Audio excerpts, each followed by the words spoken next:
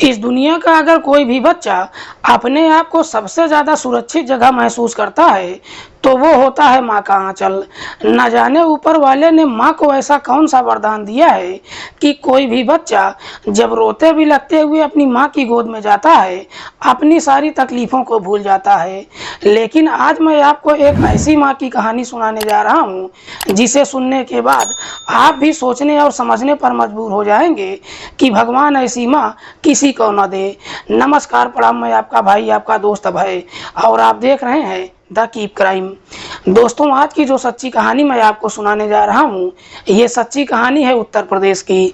उत्तर प्रदेश का एक जिला पड़ता है कानपुर और इसी कानपुर का एक थाना पड़ता है अनवरगंज। बात कर रहा हूँ मैं 10 जून की रात के लगभग 10 बजे के आसपास की। दरअसल इसी अनवरगंज थाने में एक व्यक्ति फ़ोन करता है और पुलिस वालों से कहता है कि साहब, मेरा नाम पप्पू खान है और मैं गुरुवतुल्ला पार्क से बोल रहा हूँ। दरअसल मेरे इलाके की पार्षद नफीसा बाजी की बेटी सहला एक किराए के मकान में रहती है। उसके घर के दरवाजे पर बाहर से ताला तो लगा हुआ है लेकिन घर के अंदर से चीखने और चिल्लाने की आवाज़ें आ रही है। ऐसा लग रहा है कि शायद सहला की जान खतरे में है। आप लोग जल्दी से आ जाइए। पप्पू जब ये सारी बातें पुलिस को बताता है, पुलिस फौरन ही अपनी टीम के साथ घटनास्थल पर पहुंचती है। लेकिन तब तक वहां पर काफ़ी तादाद में लोग इकट्ठा हो चुके थे। तभी उसी भीड़ में से एक व्यक्ति पुलिस के सामने आता है और पुलिस वालों से कहता है कि साहब, मेरा ही नाम पप्पू है और मैंने ही आपको फ़ोन किया था। दरअसल अब घर के अंदर से चीखने और चिल्लाने की आवाज़ें एकदम से शांत हो चुकी है। पुलिस सबसे पहले दरवाजे पर लगे ताले को तोड़कर घर के अंदर प्रवेश करती है। लेकिन पुलिस जब घर के अंदर प्रवेश करती है तो घर के अंदर का नज़ारा देखकर एकदम से चौंक जाती है। दरअसल घर के फर्श पर एक महिला का डेड बॉडी पड़ा हुआ था जिसकी उम्र लगभग 45 साल के आसपास थी। दरअसल मरने वाली महिला कोई और नहीं बल्कि सहला परवीन ही थी। पुलिस जब घटनास्थल का मुआयना करती है तो डेड बॉडी के बगल ही पुलिस को एक ईंट दिखाई देता है जिस पर काफ़ी मात्रा में खून भी लगा हुआ था, जिसे देखकर पुलिस अंदाज़ा लगाती है कि शायद इसी ईंट से सहला की हत्या किया गया है। पुलिस जब घर का मुआयना करती है तो घर का सारा सामान भी इधर उधर बिखरा हुआ दिखाई देता है। लेकिन घर के पीछे की तरफ एक और दरवाज़ा था जो खुला हुआ था, जिसे देखकर पुलिस अंदाज़ा लगाती है कि शायद अपराधी इसी दरवाजे से घर के अंदर प्रवेश किए होंगे और अपने काम को अंजाम देने के बाद इसी दरवाजे से फरार भी हो गए हैं। पुलिस अभी घटनास्थल का मुआयना कर ही रही थी कि तभी वहां पर सहला का भाई तारिक भी पहुंच जाता है। तारिक जब अपनी बहन की डेड बॉडी को देखता है वो चीख चीख कर रोने लगता है। पुलिस जब तारिक से इस पूरे वारदात के बारे में पूछताछ करती है तो तारिक रोते हुए पुलिस वालों को जवाब देता है कि साहब, मेरी बहन की हत्या किसी और ने नहीं बल्कि उसी के पति और दोनों बेटों ने किया है। सहला के पति का नाम है मोहम्मद साकिर और 2 बेटे जिसमें से एक का नाम है साकिर और दूसरे का नाम है अरमान। तारिक जब ये सारी बातें पुलिस को बताता है वहाँ पर मौजूद लोग जब इस तरह की बातें सुनते हैं लोगों के अंदर का गुस्सा फूट फूट कर बाहर निकलने लगता है क्योंकि सहला पूर्व पार्षद की बेटी है। पुलिस भी अंदाज़ा लगाती है कि शायद कोई गड़बड़ ना हो जाए, इसीलिए पुलिस फौरन ही वहां पर 3 थानों की पुलिस बुला लेती है और एरिया को चारों तरफ से घेर लेती है। पुलिस सबसे पहले डेड बॉडी को अपने कब्जे में लेकर पोस्टमार्टम के लिए भेज देती है और फिर तारिक की तहरीर पर सहला के पति और उसके दोनों बेटों के नाम पर नामजद मुकदमा दर्ज करती है और फिर इन तीनों को गिरफ्तार करने के लिए इनके घर पर जाती है। मोहम्मद तारिक जो चमनगंज इलाके का रहने वाला है। पुलिस जब अपनी टीम के साथ मोहम्मद साकिर के घर पर जाती है तो मालूम चलता है कि मोहम्मद साकिर अपने दोनों बेटों के साथ घर छोड़कर फरार हो चुका है। इसीलिए पुलिस अब इन तीनों को ढूंढना शुरू कर देती है, साथ ही साथ अपने खबरियों को भी काम पर लगा देती है। लेकिन जैसे ही 2 दिन का समय गुजरता है 12 जून को एक खबरी थाने में पहुंचता है और साकिर और उसके दोनों बेटों का लोकेशन पुलिस को बता देता है। पुलिस फौरन ही अपनी टीम के साथ उस लोकेशन पर जाती है और वहां से तीनों को गिरफ्तार करके थाने में लेकर पहुंच जाती है और फिर साकिर से उसकी पत्नी की हत्या के बारे में पूछताछ करती है। साकिर भी बिना किसी सख्ती या दबाव के अपना जुर्म ही कबूल नहीं करता है, बल्कि पुलिस वालों से कहता है कि साहब, मैंने जो कुछ भी किया है मुझे अपने किए पर कोई पछतावा भी नहीं है। लेकिन साकिर जब इस हत्या की पूरी कहानी बताता है तो वाकई में इसे सुनने के बाद हर किसी के शरीर के रोंगटे खड़े हो जाते हैं। सहला, जिसके अब्बू का नाम है मोहम्मद याकूब, जो दलेलपुरवा का रहने वाला है। याकूब के परिवार में उसकी पत्नी नफीसा के अलावा 3 बच्चे हैं, जिसमें 2 बेटे और 1 बेटी। बड़े बेटे का नाम है असलम, दूसरा बेटा तारिक और तीसरी बेटी सहला परवीन। मोहम्मद याकूब, जो अपने इलाके का एक बहुत बड़ा कपड़ा व्यापारी है, ठीक ठाक पैसे भी कमाता है, लेकिन उसकी पत्नी राजनीति में काफी दिलचस्पी रखती है। इसीलिए नफीसा समाजवादी पार्टी से 2 बार पार्षद का चुनाव भी लड़ती है, लेकिन दोनों बार चुनाव हार जाती है। लेकिन जब तीसरी बार चुनाव लड़ती है, नफीसा इलेक्शन जीत जाती है। इधर नफीसा की बेटी सहला, जो दिखने में बेहद ही खूबसूरत है और अपनी माँ की तरह चंचल भी है। सहला अपने इलाके से इंटरमीडिएट तक की पढ़ाई पूरी करती है, लेकिन सहला की जब पढ़ाई कंप्लीट हो जाती है तब तक सहला खुद भी जवानी की दहलीज पर कदम रख देती है। इसीलिए मोहम्मद याकूब अपनी बेटी की जल्द से जल्द शादी कराने के लिए एक लड़के की तलाश करना शुरू कर देता है। इसी सिलसिले में एक दिन अपने पड़ोसी जावेद खान से बातचीत करता है। जावेद कहता है कि मेरी नज़र में एक लड़का है जिसका नाम है मोहम्मद साकिर, जो चमनगंज इलाके में रहता है। अच्छा खासा पैसा तो कमाता है, लेकिन शक्ल सूरत में कुछ खास बेहतर नहीं है। इसीलिए एक दिन खुद जावेद मोहम्मद याकूब को लेकर साकिर के घर पर जाता है। याकूब जब साकिर को देखता है, साकिर को देखकर अपनी बेटी के लिए पसंद कर लेता है। वाकई में साकिर शक्ल सूरत से कुछ खास बेहतर तो नहीं था, लेकिन अच्छा खासा पैसा कमा रहा था। इन्हीं सारे पैसों को देखकर मोहम्मद याकूब जब अपनी बेटी का रिश्ता तय करता है, इस बारे में ना तो अपनी बेटी सहला से कुछ बताता है और ना ही सहला शादी से पहले मोहम्मद साकिर को देखती है। जब शादी की तारीख रख दी जाती है, काफी धूमधाम से दोनों की शादी भी हो जाती है। लेकिन सहला जब शादी करके अपनी ससुराल में जाती है और सुहाग रात पर जब पहली बार अपने पति मोहम्मद साकिर को देखती है, सहला के सारे सपने चकनाचूर हो जाते हैं, क्योंकि सहला ने अपने सपनों के राजकुमार के बारे में तरह तरह के सपने सोच रखी थी। लेकिन साकिर बिल्कुल भी वैसा नहीं था। लेकिन साकिर के अंदर एक खासियत थी। भले ही वो शक्ल सूरत से ज्यादा बेहतर नहीं था, लेकिन अपने ईमान का पक्का था। शादी की पहली रात को ही सहला को मालूम चल जाता है कि उसका जीवन साकिर के साथ व्यतीत नहीं हो सकता है। इसीलिए धीरे धीरे जब समय गुजरना शुरू होता है, साकिर को भी एहसास होने लगता है कि उसकी पत्नी उसे पसंद नहीं करती है। लेकिन साकिर को भी पूरा भरोसा होता है कि एक न एक दिन सहला उसे जरूर समझेगी। इसी प्यार और नफरत के बीच में जब समय गुजरना शुरू होता है, समय के अनुसार सहला 2 बच्चों की मां भी बन जाती है। लेकिन बच्चों के इस दुनिया में आने के बावजूद भी सहला के अंदर कोई बदलाव नहीं आता है, बल्कि सहला अपने ही जीवन में मस्त रहती है। दरअसल सहला अपने बच्चों की तरफ ध्यान भी नहीं देती है। लेकिन इसकी हद तो तब हो जाती है जब सहला के जीवन में मोबीन खान प्रवेश कर जाता है। मोबीन खान जो अपने इलाके का दबंग व्यक्ति ही नहीं है, बल्कि अनवरगंज इलाके में उसकी तूती बोलती है। दरअसल मोबीन अपने इलाके के तमाम व्यापारियों से हफ्ता वसूली का काम करता है।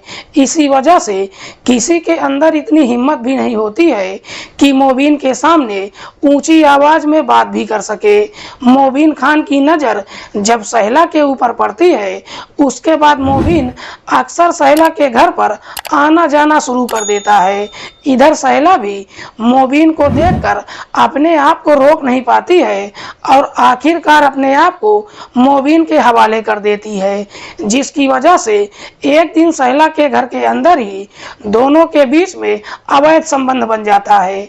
उसके बाद मोबिन अक्सर सहला के घर पर आना जाना शुरू कर देता है, लेकिन जैसे ही कुछ महीने का समय गुजरता है, इस बात की जानकारी साकिर को मालूम चल जाता है। साकिर को जब अपनी पत्नी की सच्चाई को मालूम चलता है, इस बारे में जाकर अपनी पत्नी से बातचीत ही नहीं करता है, बल्कि उसे समझाते हुए कहता है कि तुम मोबिन को मना कर देना कि आइंदा से वो हमारे घर पर ना आया करे।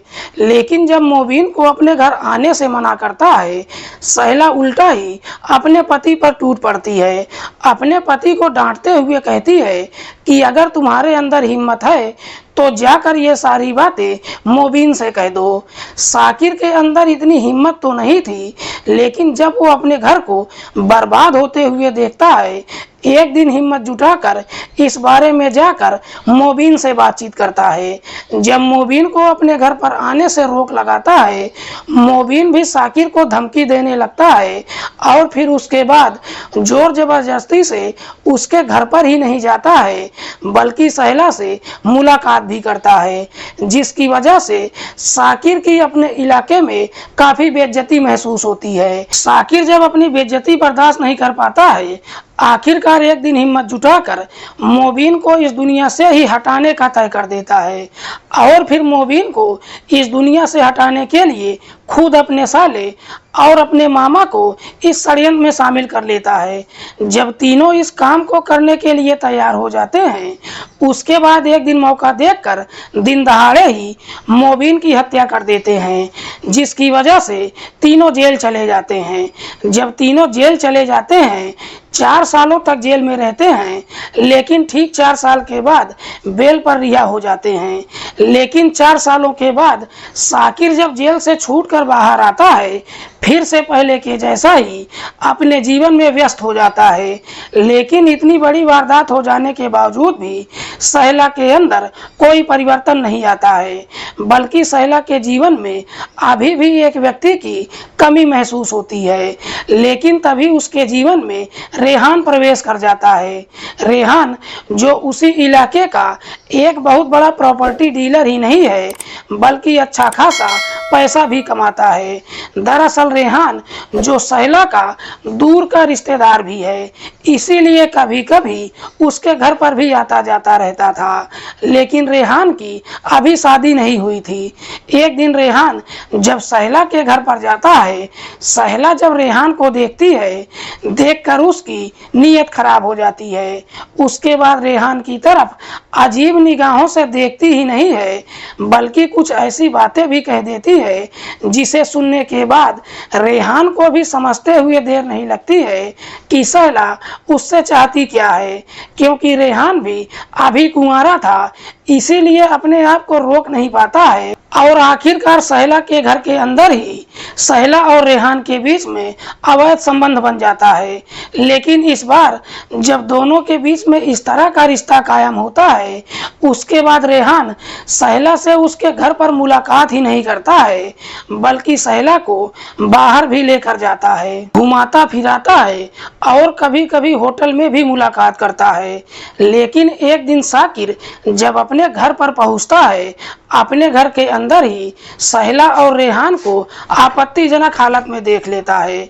साकिर जैसे ही इस तरह का नज़ारा देखता है, रेहान तो वहां से भाग जाता है, लेकिन साकिर अपनी पत्नी की बुरी तरीके से पिटाई कर देता है और साथ ही साथ अपने दोनों बेटों को भी इस बात की जानकारी दे देता है।